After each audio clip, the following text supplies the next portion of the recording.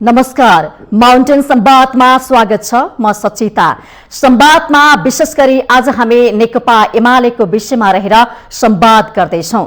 अहिले पछिल्लो समय विभिन्न खालका चर्चा परिचर्चा पनि हुन थालेको छ।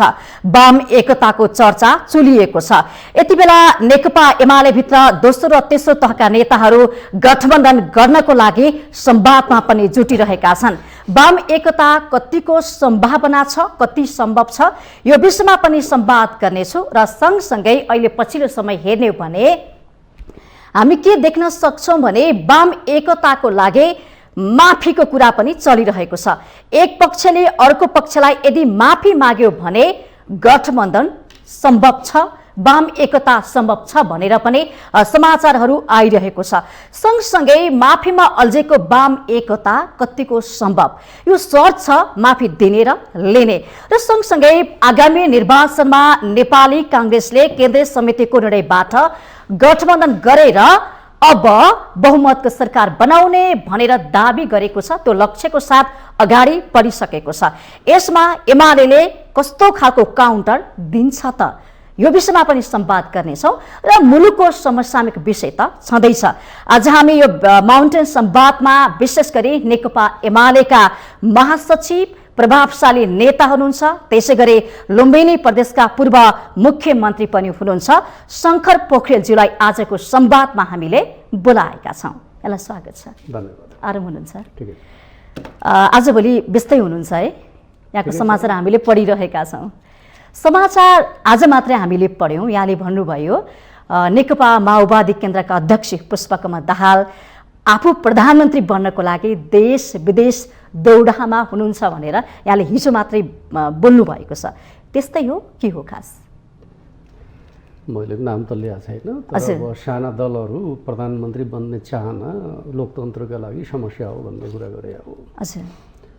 प्रचण्डजी देश दौडामा विदेशको दौडामा हुनुहुन्छ भन्ने कुरा त अब तपाईँहरूले दिएको समाचार न हो, त्यसैलाई हामीले फलो गरे हो। नेपालको राजनीतिमा चाहिँ साना दलहरूले आफूलाई किङ मेकर ठान्ने कुरा जबसम्म रहन्छ तबसम्म जनअभिमत सही ढङ्गले शासन सत्ताको अधिकारी बन्न सक्दैन। लोकतन्त्र भनेको चाहिँ जनताको अभिमतद्वारा शासन गर्ने प्रणाली हो। त्यो चिजलाई साना दलहरूको स्वार्थबाट खण्डित गरियो भने लोकतन्त्र कमजोर हुन्छ। त्यो खालको स्थिति बन्नु हुँदैन भन्ने मेरो मान्यता हो। भनेपछि उहाँको भ्रमण किन भयो, के को लागि भयो भनेर त्यो पनि माग गरिएको थियो नि त। सञ्चार माध्यमहरूले जे बताए अब आलो पालो प्रधानमन्त्रीका लागि चाहिँ विश्वस्त हुन चाहिँ उहाँ खोजिराख्नु भएको छ भन्ने कुरा गरे। अब त्यही कुरासँग सम्बन्धित हो। यो लिउको भ्रमणलाई चाहिँ कसरी लिन्छ नेकपा एमालेले? भ्रमणलाई कसरी लिने भन्ने कुरा त भ्रमण नेताहरूको भ्रमण स्वाभाविक मान्नुपर्छ। यदि त्यसमा चाहिँ अब दलीय स्वार्थ हुँदैन, राजनीतिक स्वार्थ हुँदैन, देशहितको प्रश्न हुन्छ, त्यस्ता भ्रमणहरू नेताहरूले गर्नै पर्छ। तर जहाँ चाहिँ अब अपारदर्शी प्रकारका छलफल भ्रमणहरू हुन्छन् त्यस पछाडि चाहिँ अब त्यहाँ राष्ट्रिय हितका प्रश्नहरू भन्दा चाहिँ राजनीतिक स्वार्थका प्रश्नहरूमा छलफल हुन्छ, त्यो चाहिँ गलत हो। जस्तो कि चिनिया कम्युनिस्ट विभागका प्रमुख लिउ नेपाल आउनुभयो, उहाँको भ्रमण चाहिँ विशेष गरी यो कम्युनिस्टको विभाजनतर्फ चाहिँ बढी केन्द्रित छ भनेर पनि केही मिडियाहरूमा समाचार पनि आए। त्यो हो कि होइन, के हो खास? नेपालका वामपन्थीहरूको विभाजन किन भयो भन्ने प्रश्नको उत्तर बाहिरबाट खोजेर हुँदैन। नेपालभित्रैको विवाद हो, समाधान खोज्ने कुरा पनि नेपालभित्रकै कुरा हो। मित्रहरूले चासो चिन्ता राख्नु कुरा एउटा कुरा हो, तर अरू कोही आएर मिलाइदिने भन्ने खालको कुरा चाहिँ उचित होइन। हामी त्यो मान्यताका पक्षमा पनि छैनौँ। र अहिले जुन जुन पार्टीहरूलाई हामी वामपन्थी भनिराखेका छौँ उहाँहरूका क्रियाकलापहरू वामपन्थी छैनन्। कङ्ग्रेसको नेतृत्वमा वामपन्थ रहन्छ भन्ने मन लाग्दैन। नेपालको राजनीतिभित्र दुईटा कित्ता छ, दुईटा ध्रुव छ। एउटा ध्रुवको नेता एमाले हो, अर्को ध्रुवको नेता काङ्ग्रेस हो। काङ्ग्रेसले नेपाली समाजलाई बुर्जुवाकरण गर्न चाहन्छ, उदार पुँजीवादको हिमायती पार्टी हो। अर्कोतिर एमाले छ जो चाहिँ आर्थिक सामाजिक विकास रूपान्तरणका माध्यमबाट समाजवादको आधार तयार गर्न चाहन्छ। हजुर। अब काङ्ग्रेसको नेतृत्वमा बस्ने त्यसपछि हामी वामपन्थी हौँ भन्न मिल्छ र मिल्दैन। त्यस अर्थमा नेपालमा वामपन्थी एजेन्डा बोकेको एउटै पार्टी छ, त्यो नेकपा एमाले हो। भनेपछि अहिले जुन नेकपा एमालेभित्र माओवादीभित्र दोस्रो तेस्रो तहका नेताहरू अब गठबन्धनमा उपगठबन्धन पनि बनाउने कसरतमा हुनुहुन्छ, सँगसँगै एमालेसँग मिलेर गठबन्धन वाम एकता गर्ने हो कि भनेर कसरतमा पनि जुट्नु भएको छ। अहिलेको हुमक त्यही हो के हो? म के ठान्छु भन्दाखेरि जबसम्म अरू शेरबहादुर देउवालाई धुरी बनाएर राजनीति गर्ने मान्यताका पक्षमा हुनुहुन्छ त्यति बेलासम्म उहाँहरूसँग वामपन्थका नाममा कुनै प्रकारको सहकार्य हुन्छ भन्ने मलाई लाग्दैन। किनकि नेता अब काङ्ग्रेसलाई मानेर सरकारमा सामेल हुने, त्यसपछि एमालेसँग छलफल गरेर चुनावको कुरा गर्ने भन्ने कुरा सम्भव र उचित कुरा पो होइन। यदि उहाँहरूले शेरबहादुर देउवासँग सरकारमा सामेल हुने कुरा चाहिँ गलत हो भन्ने निष्कर्ष निकाल्नुभयो भने, यो सही बाटो होइन भन्ने निष्कर्ष निकाल्नुभयो भने बल्ल वैकल्पिक बाटोमा छलफल हुन सक्छ। शेरबहादुर देउवाको नेतृत्वमा हिँडेको कुरा ठिक हो भन्ने, त्यस पछाडि चाहिँ चुनावी गठबन्धन अनि अर्कोसँग गर्ने भन्ने कुरा उचित हुन्छ र? उचित हुँदैन। भनेपछि गठबन्धन उहाँले छोडेर आउनुभयो भने तपाईँहरूसँग वाम एकता हुन सक्छ? होइन, हामी त अहिले वाम एकता भन्ने पक्षमा पनि छैनौँ, किनकि हामी हाम्रो नीतिलाई स्थापित गर्नुपर्छ भन्ने मान्यताको पक्षमा छौँ। किनकि यो राष्ट्र निर्माण गर्ने हो भने नीतिगत नेतृत्व जरुरी छ। स्वार्थ आधारित गठबन्धनले राष्ट्रको निर्माण हुन सक्दैन। पहिले हामीले गर्न खोजे हो नि त, सफल भएन।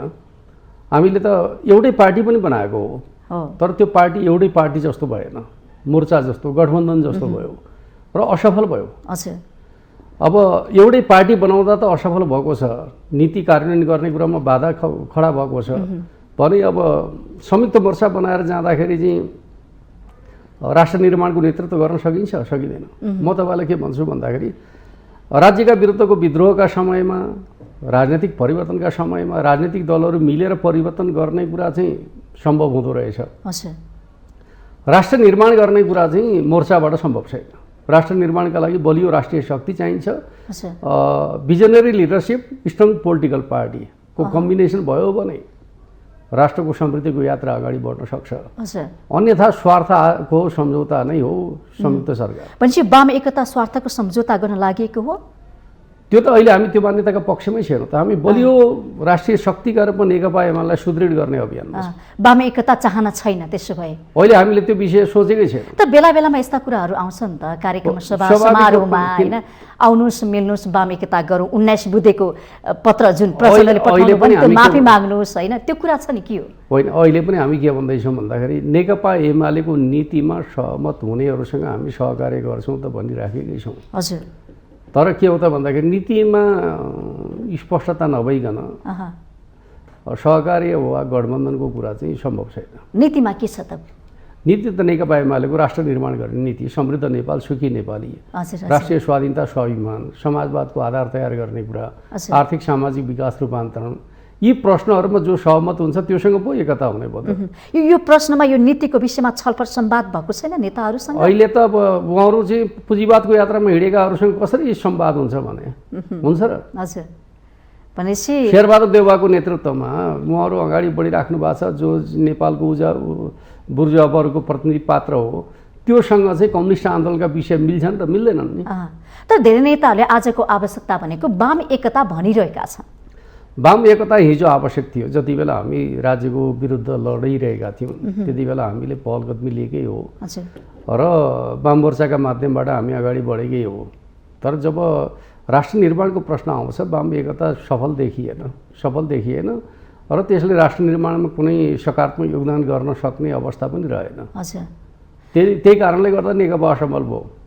तपाईसँग मैले यसरी संवाद गरिरहँदाखेरि वाम एकता गर्नुपर्छ भने त्यो उत्साह तपाईँमा देखिएन, भनेपछि तपाईँको चाहना पनि वाम एकता होइन? यदि एमालेको नीतिमा टेकेर वाम एकता हुन्छ भने त्यसमा ऊर्जा हुन्छ। अहिलेको आवश्यकता भनेको राजनीतिक ध्रुवीकरण हो। ध्रुवीकरणमा चाहने दुई ध्रुवीकरण, राजनीतिक ध्रुवीकरण अहिलेको आवश्यकता हो। नेपालमा धेरै राजनीतिक दलहरू रहनु भने राजनीतिक अस्थिरताको कारण हो, नीतिगत विचलनको कारण हो, वैदेशिक चलखेलको कारण हो। अब धेरै दलहरू होइन, बलिया राजनीतिक दलहरू नेपालको विकास र समृद्धिका लागि आवश्यक छ। भनेपछि यो धेरै दल भएपछि अस्थिरता, सङ्कट, इच्छाको अभाव, त्यसपछि स्वार्थहरूको सौदाबाजी, यो त भइराखेको हजुर तपाईँले भनिरहनु भएको स्वार्थको सौताबाजी अहिलेको परिस्थिति त्यही हो त्यही राजनीतिक भइराखेको छ, त्यो गलत हो बखेडा यो चलखेल यही हो त्यही भइराखेको छ, त्यो गलत हो, त्यसलाई सच्याउनु पर्छ। चुनाव भने सच्याउने प्रक्रिया हो।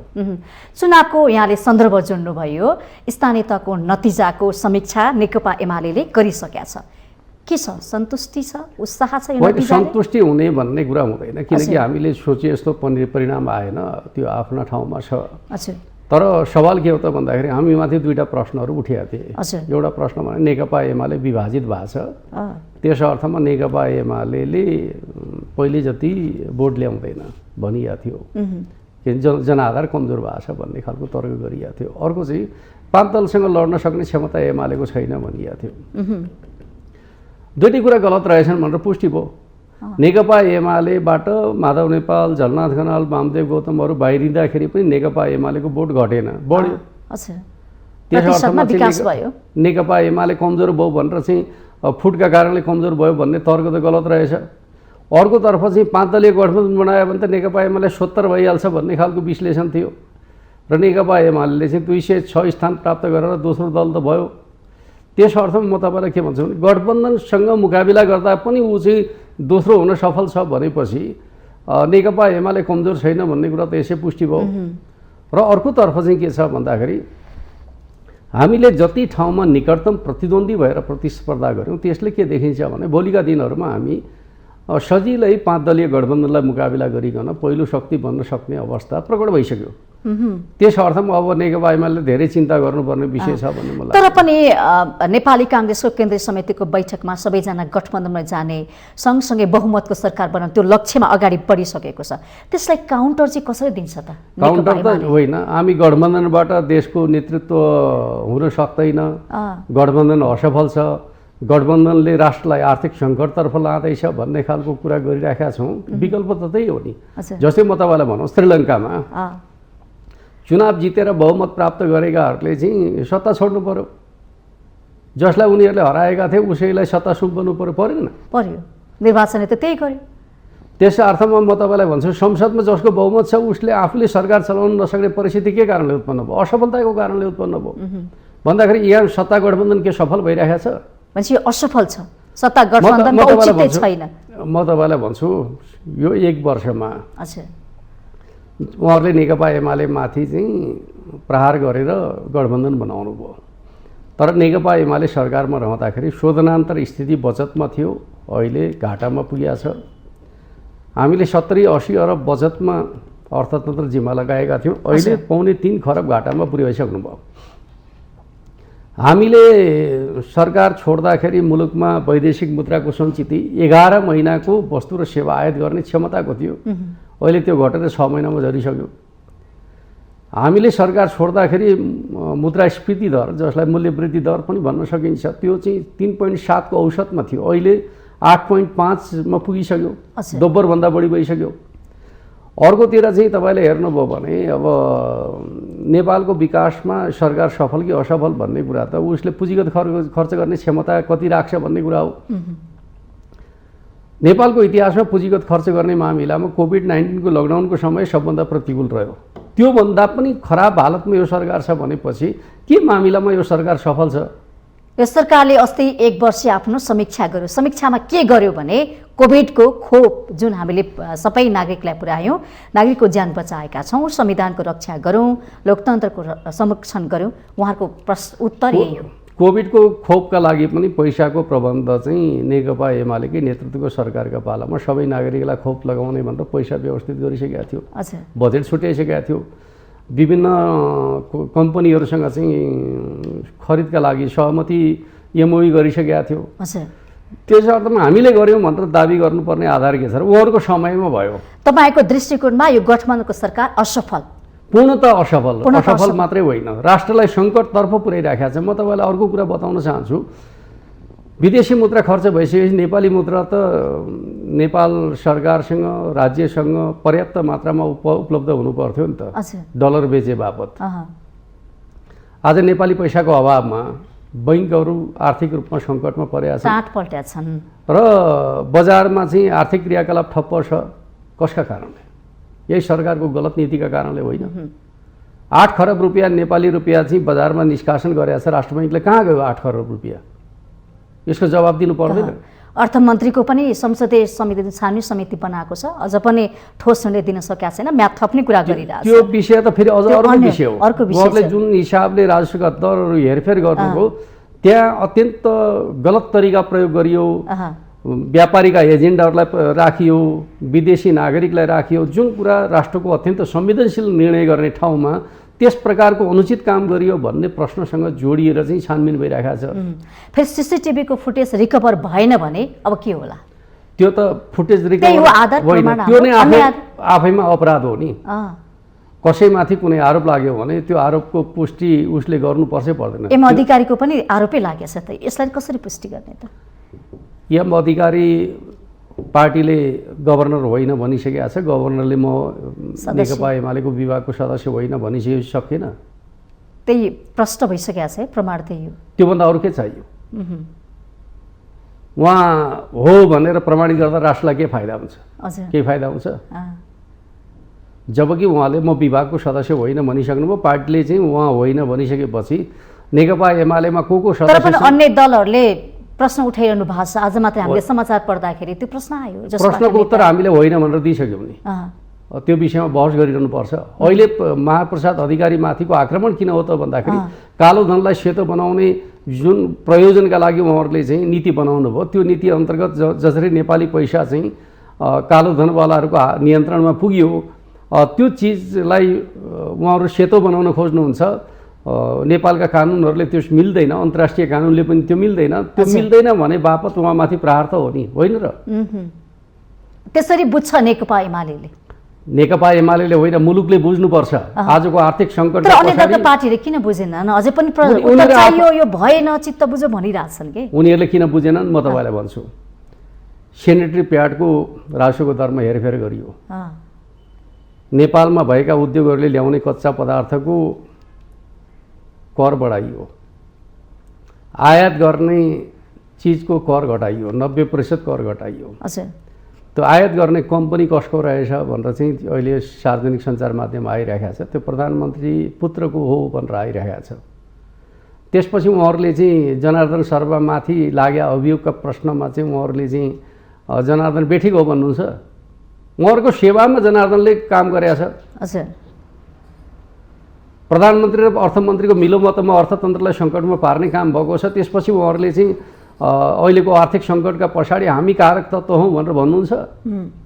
भन्नुहुन्न नि, त्यति त बुझ्नु पर्यो। तर नेताहरूमाथि नैतिकताको प्रश्न बेला बेलामा उठ्छ। नैतिकताको होइन, अपराधको विषय उठिसक्यो, नैतिकताको विषय हो र?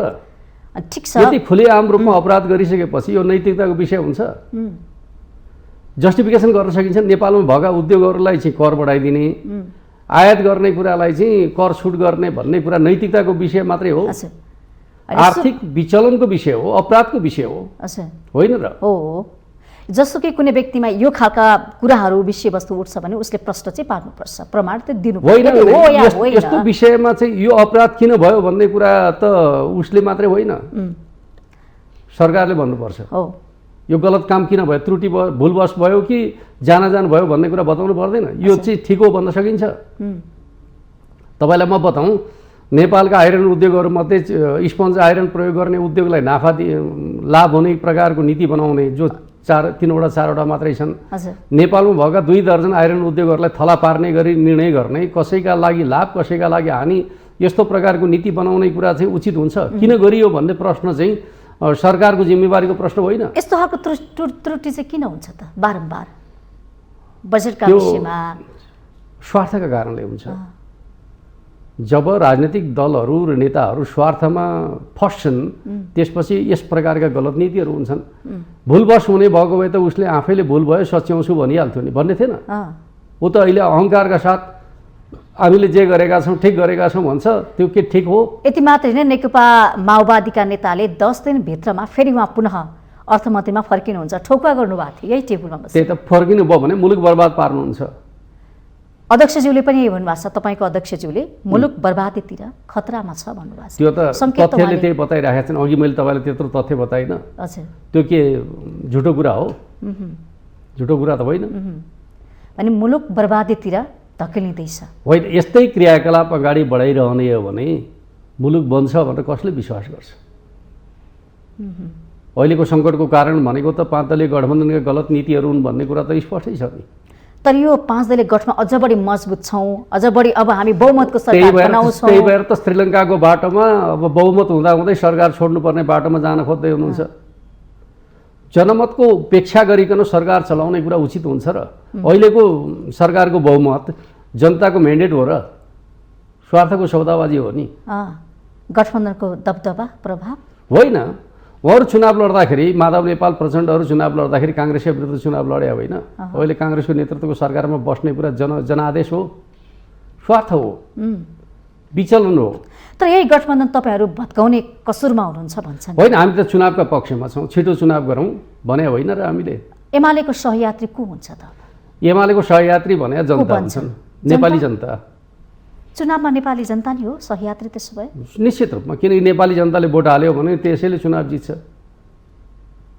तर कसरी पत्याउने, कसरी विश्वास गर्ने? 2074 सालमा यति धेरै माया गरेको नेकपा एमालेलाई 2079 सालको निर्वाचनको परिणामलाई हेर्ने भने खासै माया गरेको देखिएन भन्ने कुरा नगर्नुहोस्। 5वटा दल मिल्दाखेरि पनि नेकपा एमाले 206 स्थानमा शानदार विजय हासिल गरेको छ र अधिकांश ठाउँमा ऊ चाहिँ दोस्रो भएको छ र एक प्रकारको स्थानीय चुनावमा स्थानीय मुद्दाहरू ज्यादा चाहिँ प्रिभेल गर्छन् र जनताको झुकाव सामान्यतया संस्थापनको विपक्षमा रह्यो।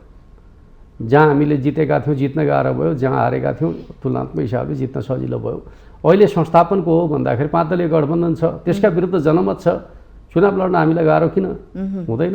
भने जनमत नेकपा एमालेकै पक्षमा छ, सत्ताको विपक्षमा छ। यही समीक्षा गर्यो स्थानीय तहको नतिजापछि नेकपा एमाले मुलुकको जनता नेकपा एमालेकै पक्षमा छ, आकर्षित छन्, त्यो त जिताउन चाहन्छन्। सुन्नु न, म तपाईँलाई के भन्छु भने माधव नेपालले 4% भोट ल्याउँदाखेरि पनि नेकपा एमालेको भोट 33%बाट बढेर 34% पुग्यो भन्नुको अर्थ यो 5 वर्षको अवधिमा नेकपा एमाले कति भोट बढाएछ?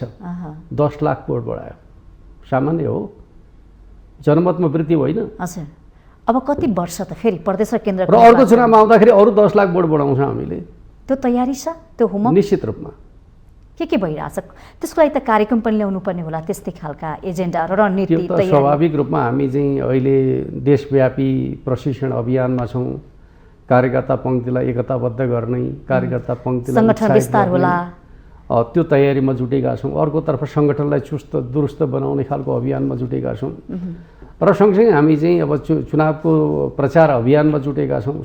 सत्ताका गलत क्रियाकलापको विरोध र भण्डाफोरको अभियानमा जुटेका छौँ। आखिर राजनीतिमा प्रतिपक्षले गर्नुपर्ने जे काम हो त्यो काम हामी गर्दैछौँ।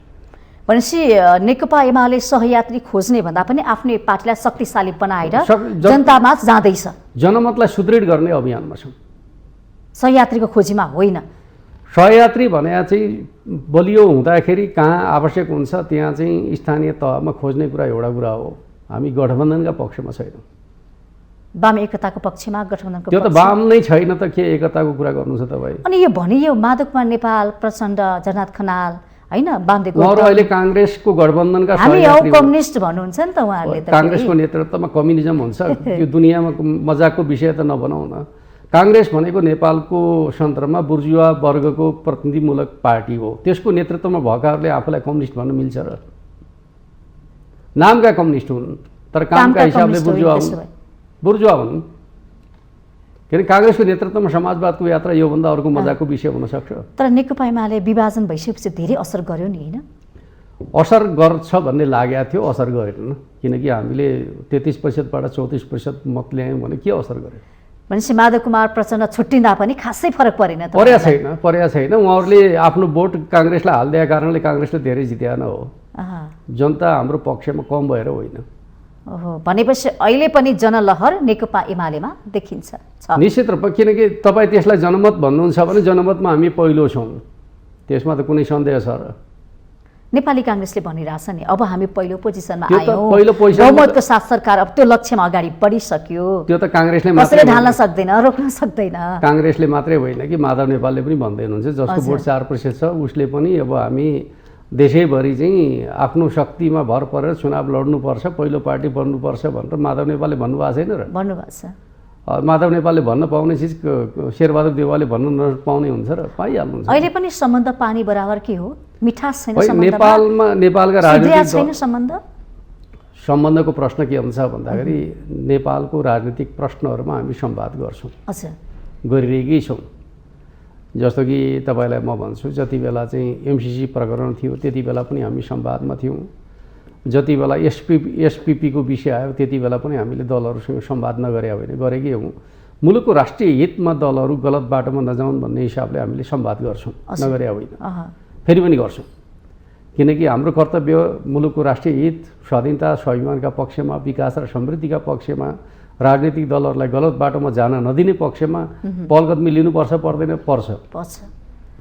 जनार्दन शर्मा प्रकरणमा हामीले चाहिँ दलहरूसँग संवाद गऱ्यौँ, गरेरै कार्यदल बनायौँ त, छानबिन समिति, 11 सदस्यीय छानबिन समिति बनाउनु भएको छ। संवादकै परिणाम हो। त्यस अर्थमा हामी संवादमा छौँ छैनौँ? छौँ। संवाद नेपालका राजनीतिक दलहरूका बिचमा आवश्यक छ। तर तपाईँले भने जस्तो नेकपा एमालेलाई अगाडि बढ्नका लागि कसैको सहारा आवश्यक छैन। एक्लै अगाडि हिँड्न सक्छ, त्यो आँट गरेर पार्टी निर्माण गरे हो नि, पार्टी निर्माण गरे हो, त्यही आँट गरेर। म तपाईँलाई भन्छु, राणाका विरुद्ध चाहिँ टङ्कप्रसादहरूले पार्टी बनाउँदाखेरि चाहिँ त्यति बेला जनताको मनस्थिति के थियो होला? राणा बलिया छन् भन्ने थियो। तर पार्टी निर्माण भयो, राणाशाही अन्त्य भयो। एक समयमा पञ्चायत भने चाहिँ हावापानी माटो सुहाउँदो भनिएको थियो, तर पनि पञ्चायत अन्त्य भयो, भएन? एक समय राजतन्त्र भनेको घाम जुन अस्ताएसम्म राजतन्त्र रहन्छ भनेको थियो, राजतन्त्र अन्त्य भयो। र तपाईँ यो 5 दलीय गठबन्धन चाहिँ यस्तो अजम्बरी हो भन्ने नठान्नुहोस् जसलाई एमाले मुकाबिला गर्नै सक्दैन। यस्तो पनि हुन्छ र? सकिन्छ। यो गलत छ, त्यसलाई जनताको साथमा पराजित गर्न सकिन्छ। मुकाबिल चाहिँ यही प्रदेश केन्द्रको निर्वाचनमा गरेर देखाउन, साबित गर्न सक्छ। तपाईँले ठोकुवा गर्नुभएको थियो स्थानीय सरकारमा पनि, तर त्यो देखिएन के? स्थानीय चुनावको बेला नेकपा एमाले कमजोर भएको छ भन्ने प्रकारको मनोविज्ञानलाई हामीले चिर्न सक्यौँ। नेता कार्यकर्तामा अलिक चिन्ता देखिएको होला, शीर्ष नेताहरू खुसी हुनु होला। त्यही त म तपाईँलाई के भन्छु भन्दाखेरि माधव नेपाल, झलनाथ खनाल, वामदेवहरूले पार्टी छोडिसकेपछि नेकपा एमाले कमजोर भयो भन्ने खालको जे बुझाइ थियो, त्यो बुझाइले हामीलाई केही असर पार्यो निश्चित रूपमा। तर अहिले त त्यो अवस्था रहेन। किनकि झलनाथ खनाल, माधव नेपालहरूले चाहिँ जनतामा गएर ल्याएको भोट भनेको त 4% हो, हामीले ल्याएको भोट 34% हो। अब चाहिँ नोक्सान पार्न सक्ने अवस्था त अन्त्य भयो नि त, भएन र? र माओवादीले गठबन्धनमा रहेर माओवादीले हिजो चाहिँ गठबन्धन नगर्दाखेरि चाहिँ 17% भोट ल्याएको थियो। गठबन्धनमा सामेल भएको माओवादीको आकार घटेर चाहिँ त्यो 12%मा झरिसक्यो। अब 12%को माओवादी 4%को चाहिँ अब समाजवादीसँग चाहिँ अब नेकपा एमाले चाहिँ आफूलाई तुलना गर्छ र जनताले तुलना गर्छ र अब नेपालको राजनीतिमा चाहिँ दुईटा पार्टीका बीचको टक्कर छ भन्ने जनताले बुझिसक्यो। कांग्रेस र एमालेका बीचमा दुई मात्रै हुन् अब प्रतिस्पर्धामा उत्रिने। 34% जनमत एमालेको, 33% जनमत कांग्रेसको भनेपछि दुईटा पार्टीका बीचमा राजनीति दुर्विकृत भएन? भयो। र यिनीहरुका पार्टीको अवस्था चाहिँ के होला त्यसो भए त? त्यही भएर म भन्दैछु अब जनताले कांग्रेसको एजेन्डा रोज्ने कि एमालेको एजेन्डा रोज्ने भन्ने विषयमा छलफल गर्छन्। हाम्रो एजेन्डा रोजे हामी बहुमतमा आउँछौँ, कांग्रेसको एजेन्डा रोजे कांग्रेस बहुमतमा आउँछ। सत्य यही हो। हजुर, अध्यक्षज्यूले के भन्नुभएको छ भने यो निर्वाचन तोकेको समयमा हुन सक्छ या सक्दैन, अन्योलता प्रकट गर्नुभएको छ। त्यो त उहाँहरूले सरकारमा रहनेहरूले चाहिँ चुनावबाट खतरा छ भन्नुभएको छ के? सधैँभरि चुनावबाट उहाँहरू भाग्न खोजेको देखिन्छ।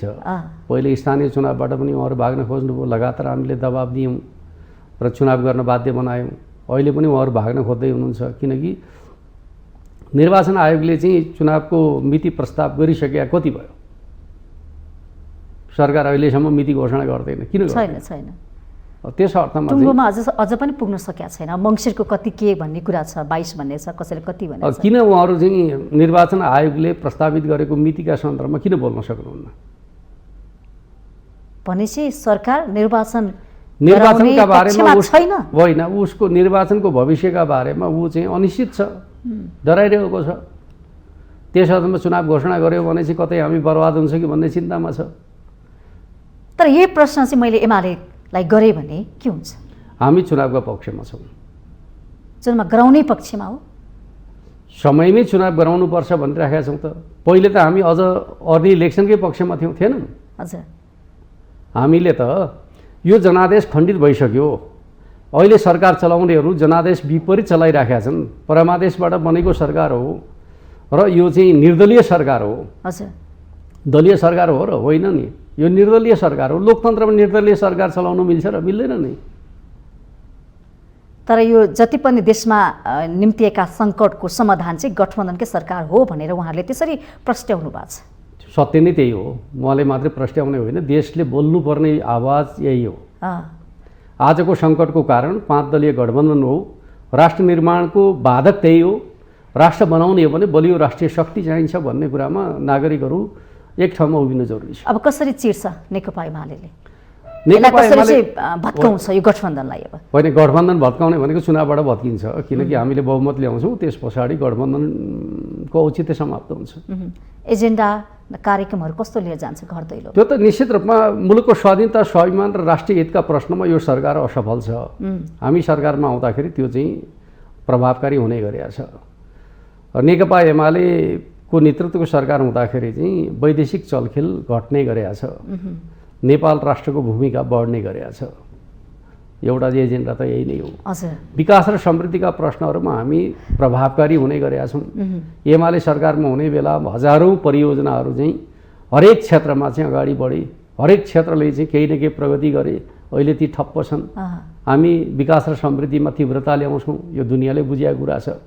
अर्को, नेकपा एमाले नेपालका सन्दर्भमा सामाजिक न्यायसहितको लोककल्याणकारी राज्यको ब्रान्ड हो। मनमोहन अधिकारीका पालादेखि सुरु भएको सामाजिक सुरक्षाको प्रश्न एमाले विस्तारित गर्दै गइरहेको छ। एमाले आयो भने सामाजिक सुरक्षा सफल हुन्छ, सुदृढ हुन्छ भनेर विश्वास गरिन्छ। यतिसम्म कि स्वास्थ्य बिमा समेत सङ्कटमा पर्दैछ अहिले, जो एमालेको आफ्नो एउटा दृष्टिकोण हो। अब जनताको स्वास्थ्यमा खेलवाड गर्ने काम यो गठबन्धनले गर्दैछ भने यस्ता कुराहरू हामी लिएर जान्छौँ। अर्कोतर्फ चाहिँ यो मुलुकलाई कुन बाटोमा हिँडाउने भन्ने प्रश्नमा दुईवटा बाटाहरू छन्। एउटा बुर्जुवाकरण गर्ने कि अर्को चाहिँ समाजवादीकरण गर्ने भन्ने बाटो छ। हामी समाजवादीकरणको पक्षमा छौँ। यो चिज नै हो हाम्रो एजेन्डा। यही एजेन्डाबाट हामीले सुखी नेपाली, समृद्ध नेपाल बनाउन सक्छौँ। त्यो त स्वाभाविक रूपमा हाम्रो लक्ष्य त्यही नै हो। यो नारा त जनताको मनमा बसिसकेको छ। निश्चित रूपमा नेकपा एमाले ल्याएको नारा हो। अब नेकपा एमालेलाई त्यति धेरै मत पनि दिएको थियो, तर मतको सम्मान भएन, बिचमा भाँडभैलो भयो, फुट्यो। अब फेरि हामीले एकपटक अवसर दियौँ। नेकपा एमाले वास्तवमा नेपालको लोकतान्त्रिक आन्दोलनको एउटा सबल र सुदृढ शक्ति थियो। हामीले एउटा प्रयोग गरी हेऱ्यौँ, नेपालका वामपन्थी दलहरूलाई एक ठाउँमा राख्न सकिन्छ कि भनेर माओवादी केन्द्रसँग एकता गऱ्यौँ, नेकपा बनायौँ, तर त्यो सफल हुन सकेन। अब हामी के निष्कर्षमा छौँ भन्दाखेरि, अब नेताका टाउका जोडेर होइन, विचारका आधारमा कार्यकर्ताको भावना जोडेर चाहिँ अब अगाडि बढ्नुपर्छ। त्यस अर्थमा हामी वामपन्थी विचारधारामा आधारित राजनीतिक ध्रुवीकरणका पक्षमा छौँ। जो नेतालाई एकै ठाउँमा जम्मा गर्ने त्यो कसरतमा छैन, टाउका जोड्ने काम छैन। अब त्यसको नतिजा थापिसक्नु भएको छ। कार्यकर्तालाई साथमा लिएर राष्ट्र बनाउँछौँ। कार्यकर्ता के चाहन्छन्, जनता के चाहन्छन् र मुलुकको आवश्यकता के हो त्यो बुझेर तपाईँहरू अब अगाडि बढ्छौँ। हामी राजनीतिक ध्रुवीकरणलाई केन्द्रबिन्दुमा राखेर अगाडि बढ्छौँ। यो राजनीतिक ध्रुवीकरण भन्नुभएको छ नि तपाईँले पटक पटक, यो सम्भव छ, यो हुन्छ? अब त्यो त भइरहेको छ। जस्तो कि म तपाईँलाई भनौँ, पहिलो संविधान सभाको चुनावमा एमाले 22% मत प्राप्त गरेका थियो, जति बेला माधव नेपाल नेता हुनुहुन्थ्यो। त्यसपछि यो बोर्ड बढ्दै बढ्दै बढ्दै आज 34% पुगेको छ। ध्रुवीकरणको परिणाम होइन र यो बोर्डलाई अझै हामी बढाउँछौँ र मुलुकको नेतृत्व गर्छौँ भन्दैछौँ। ध्रुवीकरण भने त्यही हो नि, जनतालाई साथमा लिने, विभाजित भएका राजनीतिक कार्यकर्ताहरूलाई चाहिँ एकताबद्ध गर्ने। नेकपा एमाले भित्र विभिन्न क्षेत्रमा लागेका कलाकर्मीदेखि लिएर त्यस्ता व्यक्तित्वहरू जुन चर्चित अनुहारहरू पनि प्रवेश गरेका छन्, त्यो एउटा आकर्षणको पाटो पनि हो। तर उहाँहरू आइसकेपछि उहाँले के गर्नुहुन्छ होइन, मुलुकलाई, देशलाई, पार्टीलाई के योगदान दिनुहुन्छ, उहाँहरूको भूमिका के हो, भएका नेताहरूलाई कसरी व्यवस्थापन गर्ने? एक पक्ष पनि छन् सन्तुष्ट त्यति देखिँदै, बेला बेलामा उहाँहरूको टिक्का टिप्पणी पार्टीप्रतिको एउटा हुन्छ कटाक्ष पनि आउँछ के? खास के हो, के भइरहेछ? के हुन्छ भने अपेक्षा र चाहिँ व्यवस्थापनको चाहिँ सीमाका बिचमा द्वन्द्व हुनसक्छ। कसैले आफूलाई धेरै ठुलो ठाने हुनसक्छ। एउटा कुरा के सार्वजनिक जीवनमा जति उहाँहरू चर्चामा हुनुहुन्छ राजनीतिक रूपमा उहाँहरू चाहिँ कखरा पर्दै हुनुहुन्छ भन्ने कुरा त बुझ्नु पर्यो। त्यस अर्थमा उहाँहरू चाहिँ राजनीतिमा आइसकेपछि उहाँहरूको भूमिका बढ्दै जान्छ भन्ने कुरा बुझ्नु पर्यो। एकैचोटि ठुलो कुराको अपेक्षा गर्ने भने सम्भव हुँदैन। तर चाहिँ म राजनीतिमा लाग्छु भनिसकेपछि राजनीतिभित्र चाहिँ सेक्रिफाइस गर्न तयार हुनुपर्छ। राजनीतिको सफलताका लागि त्यो शर्त हो। सामाजिक जीवनमा प्राप्त गरेको प्रतिष्ठा नै राजनीतिका लागि पर्याप्त हो भन्ने बुझाइ हो भने गलत हुन्छ। कतिपय व्यक्तिहरू आकर्षित छन् पार्टीप्रति, तर उहाँले पार्टीको महत्त्व नबुझिकन कतिपय पार्टी प्रवेश गरेको पनि हामीले देखेका छौँ। त्यही त उहाँहरू पार्टीमा फेरि फरक त्यो पार्टी छोडेर अर्को पार्टीमा जाने। त्यही त म भन्दैछु, राजनीतिमा आउनेहरू जो सामाजिक क्षेत्रमा महत्त्वपूर्ण योगदान गरेका व्यक्तिहरू हुन्छ राजनीतिमा आउनुपर्छ।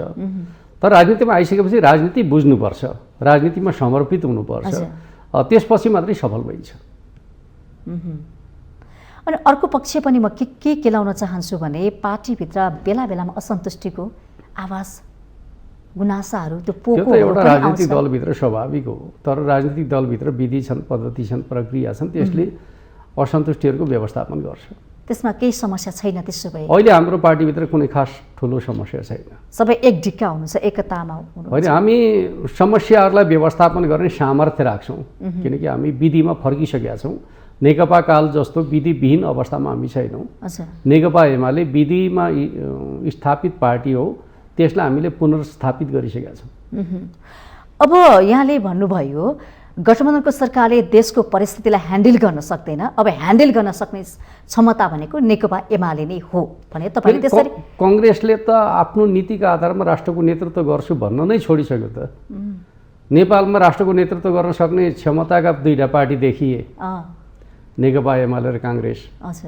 काङ्ग्रेसले आफ्नो नीतिमा जोड दिनै छोडिसक्यो, नीतिगत सामर्थ्य गुमाइसक्यो। गठबन्धन बाहेक अगाडि बढ्न नसक्ने कुराको चर्चा गर्छ भनेपछि त तपाईँ ठान्नु न नेपाल बनाउन सक्ने क्षमता भएको पार्टी एकमात्र पार्टी एमाले रहेछ भन्ने कुरा त काङ्ग्रेसले बताउन थाल्यो। एमाले धेरै सपना बाँड्यो, नेपाल बनाउने, राष्ट्र निर्माण गर्ने, जनताको सुख दुःखमा साथ दिने, त्यस्ता धेरै सपना बाँडेको छ। सपना बाँडे मात्रै होइन, सपनातर्फ अगाडि बढेर जनतालाई विश्वास पनि दिलायो, काम गरेर देखायो।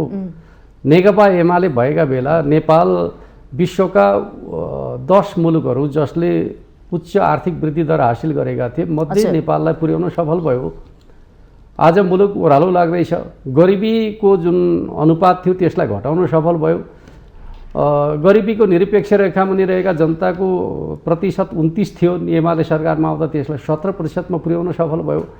आज फेरि गरिब बढाउँदैछ यो गठबन्धन, किनकि आज मुद्राको जुन प्रकारको अवमूल्यन भइरहेको छ यसले त नेपालमा गरिबी उत्पादन गरिरहेको छ। हामी हुँदा गरिबी निवारण हुने, हामी हुँदा विकास र समृद्धिको यात्रा सुरु हुने, हामी हुँदाखेरि चाहिँ राष्ट्रिय स्वाधीनता र संविधानका पक्षमा काम हुने, हामी हुँदाखेरि चाहिँ छिमेकी राष्ट्रहरूसँग चाहिँ नेपालका हितका पक्षमा सहमति सम्झौताहरू हुन सक्ने, यिनीहरू आउँदाखेरि लम्पसार पर्नुपर्ने, गठबन्धनका बेलामा चाहिँ मुलुकको विकासको काम ठप्प हुनुपर्ने, वैदेशिक चलखेल बढ्नुपर्ने, गरिबी बढ्नुपर्ने, अर्थतन्त्र सङ्कटमा पर्नुपर्ने, यी सबै तथ्यहरूले महँगी बढ्नुपर्ने, अहिले पछिसम्म महँगी भने मुद्रास्फीति दर, मुद्राको अवमूल्यनका कारणले महँगी बढ्छ। त्यो सबै चिज हुने अवस्थाभित्र चाहिँ गठबन्धनको उपहास हो। त्यसो भए गठबन्धन नेपालका लागि अभिशाप हो भन्ने कुराको प्रमाण हो। अब यसमा कसलाई दोष दिनुहुन्छ? नेतालाई दोष दिने होइन। नेताहरूले गठबन्धन बनाए, गठबन्धन नेपालका सन्दर्भमा चाहिँ सौदाबाजीको परिणाम हो भन्ने कुरा पुष्टि भयो। सौदाबाजीमा देश बन्दैन। तर कतिपयले प्रणालीलाई पनि दोष दिएका छन्। त्यस्तो होइन। अहिलेको असफलता भनेको हिजो एमाले हुँदाखेरि यही प्रणालीभित्र चाहिँ मुलुक बन्दै थियो। गठबन्धन आएपछि यही प्रणालीभित्र मुलुक बिग्रिँदैछ भनेपछि गठबन्धन समस्या हो भनेर बुझ्नु पर्यो। प्रवृत्तिमा चाहिँ समस्या छ, आचरणमा नेताहरूको स्वार्थ जब प्रधान हुन्छ मुलुक अगाडि बढ्छ र सङ्कल्प प्रधान भयो भने मुलुक अगाडि बढ्छ। हाम्रो देश स्वार्थको दलदलमा फस्यो, गठबन्धनले फसायो। त्यसबाट निकाल्न सक्ने सामर्थ्य नेपाली जनता र नेकपा एमालेमा छ। अब कसरी छुटकारा दिने त? त्यो चुनाव मुक्ति गराउनु पर्यो। चुनाव गर्ने फसेको हो भने त यसलाई त उन्मुक्ति दिनु पर्यो, उकास्नु पर्यो। त्यसका लागि समयमै चुनाव गर्नु पर्यो। जनता र एमाले मिलेर चाहिँ गठबन्धनलाई बिदा गर्नु पर्यो। सम्भव छ? यो त फलामको चुरा चपाए जस्तो होला नि त फेरि। होइन, सम्भव त हिजो राणाकालमा पनि राणा हट्न सम्भव थियो भनेर प्रश्न आउँथ्यो। हजुर। पञ्चायतकालमा पञ्चायतको अन्त्य सम्भव छ र भन्ने प्रश्न आउँथ्यो। राजतन्त्रको अन्त्य सम्भव छ र भन्ने प्रश्न आउँथ्यो। अहिले आउने प्रश्नलाई म त्यस्तै ठान्छु, तर चाहिँ इतिहास गलत प्रवृत्तिहरूको पराजयबाटै अगाडि बढ्छ। इतिहासले पनि बताउँछ, साँच्चै इतिहासले मान्छ त्यसो भए नेकपा एमाले इतिहासमा यस्ता खालका गतिविधि क्रियाकलाप भए त्यसलाई तह लगाउनको लागि यस्ता खालका अर्को पार्टीलाई अवसर दिए। त्यसो भए गलत प्रवृत्ति पराजित हुन्छ भन्ने कुरा इतिहासले पटक पटक प्रमाणित गरेको छ। अहिले राष्ट्र जुन प्रकारको सङ्कटमा छ त्यसबाट हामी राष्ट्रलाई जोगाउँछौँ। अब फेरि म के चर्चा गर्छु भने बजेट आयो। बजेटमा विशेष गरी गरिबीको अन्त्य गर्ने, गरिबी निवारणको कुरा आछ, कृषिमा क्रान्ति गर्ने र रोजगार सिर्जना गर्ने। म तपाईँलाई के भन्छु, यो तीनवटै कुरा तपाईँले बडा उपयुक्त कुरा ल्याउनु भयो। हजुर।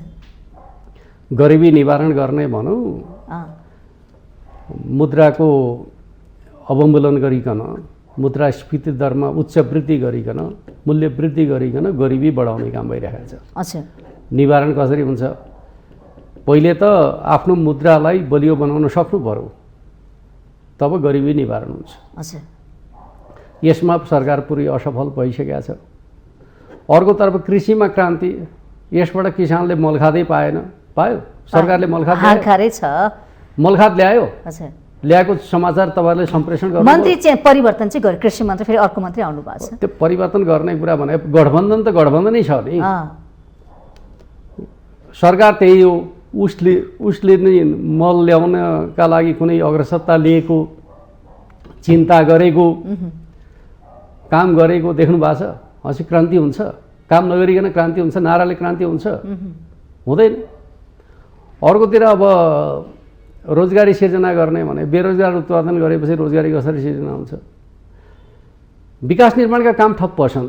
रोजगारी सिर्जना भने त पुँजीगत खर्च गर्ने क्षमताबाट रोजगारीको सिर्जना हुन्छ। पुँजीगत खर्च लकडाउनका समयको भन्दा कमजोर बनाउने, त्यस पछाडि मुलुकमा रोजगारीको सिर्जना हुन्छ।